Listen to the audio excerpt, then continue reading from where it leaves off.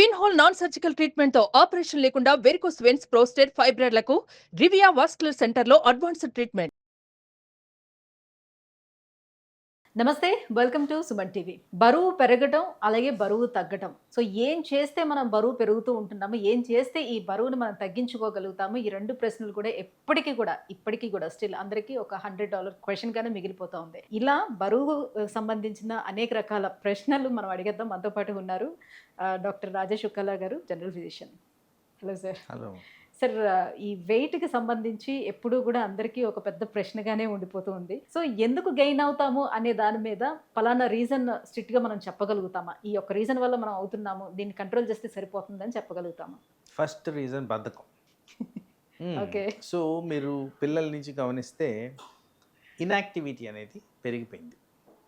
దానివల్ల ప్రపంచవ్యాప్తంగా ఊబకాయం పెరుగుతుంది. కంఫర్ట్ లెవెల్స్ కూడా పెంచుకుంటూ వస్తుంది. అంటే చిన్నప్పుడు టీవీ ఆన్ చేయాలన్నా కానీ దగ్గరికి వెళ్ళి స్విచ్ చేస్తేనే, ఛానల్ మార్చాలన్నా కానీ స్విచ్ మారిస్తేనే అయ్యేది. సో ఇప్పుడు టీవీలు అవన్నీ పాతకాలం అయిపోయింది. ఇప్పుడు ఫ్యాన్లు, లైట్లు, ఫోన్తో రిమోట్తో చేయడానికి ప్రతిదానికి ఏంటి మీకు చెప్తున్నది ఏంటి, నువ్వు అసలు కదలొద్దు, అక్కడే కూర్చో, అన్ని పనులు చేసుకో, ఇదే విధంగా తయారవుతుంది. సో ఇన్యాక్టివిటీ పెరిగినప్పుడు మనం తినే క్యాలరీస్ కూడా తగ్గించుకోవాలి. సో టెక్నాలజీ పెంచుకుంటున్నాము, దాంతో ఇన్యాక్టివిటీ పెరిగిపోతుంది. కంఫర్ట్ లెవెల్స్ పెంచుకుంటున్నాము, దాని కారణంగా కంఫర్టింగ్గా కూర్చుంటున్నాము. And most of the jobs మీరు గమనిస్తే చాలా మటుకు డెస్క్ ఓరియంటెడ్ జాబ్స్ అయిపోయాయి. కూర్చోవడం, చేయడం, ఇంకంతే. ఆ బ్రేక్ అనేది కూడా దొరకట్లేదు. తర్వాత లిఫ్ట్ సిస్టమ్. ఇదివరకు లిఫ్ట్ సిస్టమ్ అనేది అంత పాపులర్ కాదు. ఇప్పుడు చాలా ఈజీగా ఈవెన్ 100 ఫ్లోర్స్కి వెళ్ళే లిఫ్ట్స్ వచ్చేసాయి. మనకి ఫస్ట్ ఫ్లోర్ ఉన్నా కానీ లిఫ్ట్ ఎక్కే వాళ్ళు చాలామంది చూస్తాను. సో ఆ మాత్రం ఎక్సర్సైజ్ చేయకపోతే మీ బాడీలో జరిగేది ఏంటి? ఊబకాయం పెరగడం తప్ప ఇంకేం లేదు. తర్వాత క్వాలిటీ ఆఫ్ ఫుడ్ మనం తినేది. పాతకాలంలో ఇంత మెషినరీ లేదు, ఇంత రిఫైన్మెంట్ లేదు, ఇంత ప్రాసెసింగ్ లేదు. ఏదన్నా తినాలి అన్నా కానీ కాస్త క్రూడ్ ఫామ్గానే తినేవాళ్ళు. బియ్యం అంటే దంచుకునేవాళ్ళు. లెస్ ప్రాసెస్, కొంత కష్టపడితే గానీ ఆ ఫుడ్ వెళ్ళేది కాదు. అంత ఈజీగా అరిగే ఫుడ్ కూడా కాదు. క్వాంటిటీ తక్కువ ఉండేది, యాక్టివిటీ ఎక్కువ ఉండేది. ఇప్పుడు కంప్లీట్లీ రివర్స్. క్యాలరీ కంటెంట్ ఏమో చాలా పెరిగిపోయింది, ఇన్యాక్టివిటీ కూడా చాలా పెరిగిపోయింది. సో ఈ రెండు ఇలా జరిగినప్పుడు న్యాచురల్లీ ఊబకాయం అనేది పెరుగుద్ది. అండ్ విత్ ఏజ్, మీరు అన్నట్టు 30 years తర్వాత అంటే with age body slow down అవుతుంది. మన మెటబాలిక్ రేట్ తగ్గిపోద్ది. మన బాడీలో వచ్చే మార్పులో that is an ageing process. మీరు స్పోర్ట్స్ మెన్ గమనిస్తే వాళ్ళు కూడా స్లో డౌన్ అవుతారు, తొందరగా రిటైర్మెంట్ చేసుకుంటారు. హార్డ్లీ ఆఫ్టర్ 30 చాలా తక్కువ మంది స్పోర్ట్స్ ఆడడం కంటిన్యూ చేస్తారు. 35 తర్వాత ఇంకంతా క్లోజ్ అయిపోతుంది. సో దట్ మీన్స్ బాడీలో ఆ యాక్టివిటీ, చురుకుతనం పోతుంది, మీ బర్నింగ్ కెపాసిటీ పోతుంది, మీ ఫ్యాట్ కంటెంట్ పెరుగుతుంది. మరి అదే విధంగా మనం తినే క్యాలరీస్ కూడా తగ్గించుకోవాలా? తగ్గిస్తున్నామా? లేదు. సో ఇవన్నీ గమనిస్తే కారణాలు ఏంటనేది మనకు అర్థమైపోతుంది. ఊబకాయానికి కారణం మేజర్ యాక్టివిటీ మన బద్ధకమే. సో నేను వెస్ట్రన్ సైడ్ ఆఫ్ ద వరల్డ్లో కూడా పనిచేశాను. అక్కడ 80-90 సంవత్సరాల వాళ్ళు కూడా సైకిల్ తొక్కుంటూ నా క్లినిక్కి వచ్చేవాళ్ళు. మన దగ్గర అది వాస్తవానికి పాసిబిలిటీయా? సో ఇలా బద్ధకాన్ని మనమే కొని తెచ్చుకున్నాం, ఆ విధంగా ఊబకాయాన్ని పెంచుకుంటూ వస్తున్నాం. సహజంగా బరువు పెరగడానికి అలాగే తగ్గించుకోవడానికి అందరిలో ఉన్నటువంటి కొన్ని డౌట్స్ అయితే నేను అడుగుతాను వాళ్ళ తరపు నుంచి అన్నట్టుగా. సో ఆ ఊబకాయాన్ని తగ్గించుకోవడానికి ఎక్సర్సైజ్కి బదులుగా కూడా కొన్ని రకాల చిట్కాలు పాటిస్తే తగ్గుతామనే అభిప్రాయంలో చాలామంది ఉంటారు.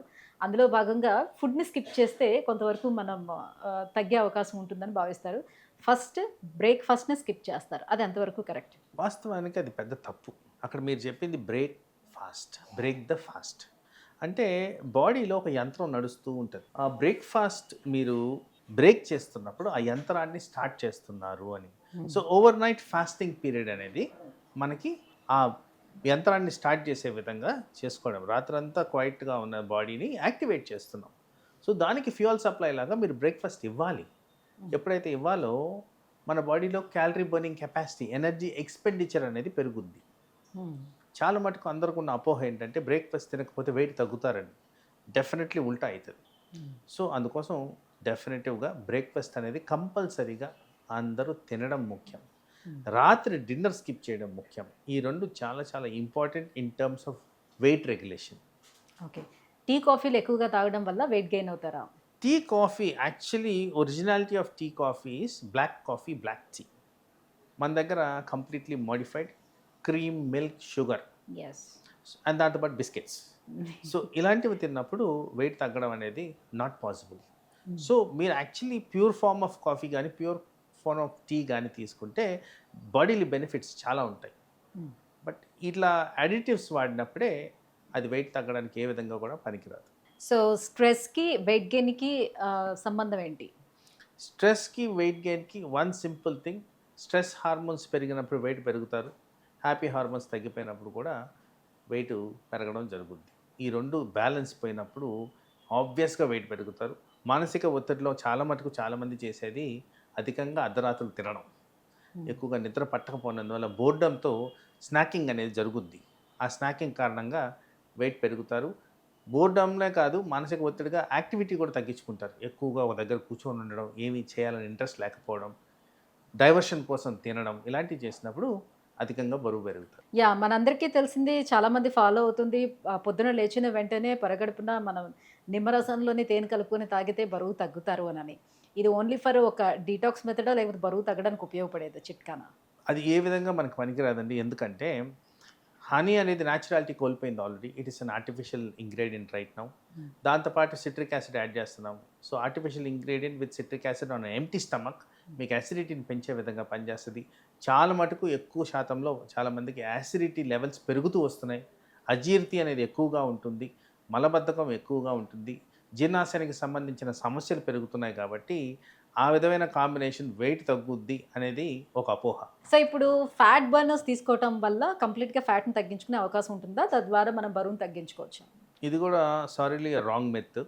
ఫ్యాట్ బర్నర్స్లో ఎక్కువగా ఉండేది ఫోర్టిఫైడ్ షుగర్స్ ఒకటి, క్యాఫీన్ ఒకటి, ఆయుర్వేదిక్ ఇంగ్రీడియంట్స్, తర్వాత ఈ సమ్ హెర్బల్ కంటామినెంట్స్ ఉంటాయి. ఫ్యాట్ బర్నర్స్ వల్ల చాలా మటుకు పేషెంట్స్ సఫర్ అయ్యేది with heart related complications like palpitations, liver failure, kidney failure, నిద్ర పట్టకపోవడం సమస్యలు ఎక్కువగా ఈ ఫ్యాట్ బర్నర్స్ ద్వారా రావడం గమనించాం. కాబట్టి we don't recommend fat burners. So వ్యాయామం చేయటం వల్ల బరువు తగ్గించుకునే అవకాశం ఎంతవరకు ఉంటుంది? కేవలం వ్యాయామంతో తగ్గించుకోవచ్చా, లేకపోతే దాంతోపాటు డైట్ కూడా కంపల్సరీ ఫాలో అవ్వాలా? సో హోలిస్టిక్గా చెప్పాలి అంటే ఎవ్రీథింగ్ ఇన్ పర్ఫెక్షన్ చేస్తేనే కరెక్ట్. సో వ్యాయామంలో ఎక్సర్సైజ్ చేయడం ఎంత ఇంపార్టెంటో, ఆ ఎక్సర్సైజ్లో డిఫరెంట్ కాంపనెంట్స్ కూడా మనం గమనించుకోవాలి. అక్కడ వ్యాయామం అంటే ఓన్లీ ఎక్సర్సైజ్ అని మనం అనుకుంటున్నాం, కానీ ఆ పీరియడ్లో రిలాక్సేషన్ కావాలి, మెడిటేషన్ కావాలి, యోగా కావాలి, కార్డియో ఎక్సర్సైజ్ కావాలి, మస్క్యులర్ యాక్టివిటీని పెంచే విధంగా, జాయింట్స్ని ఇంప్రూవైజ్ చేసే విధంగా కూడా యాక్టివిటీ కావాలి. ఇవన్నీ చేస్తేనే మనకు బాడీలో బెనిఫిషియల్ ఎఫెక్ట్స్ ఉంటాయి. Thank you sir. బరువు పెరగడానికి కారణాలు అండ్ ఏ రకంగా మనం తగ్గించుకోవచ్చు, సో మనం చేస్తున్నటువంటి జనరల్ మిస్టేక్స్ ఏంటి, ఈ అపోహలన్నీ కూడా క్లియర్ చేసినందుకు థ్యాంక్ యూ సో మచ్.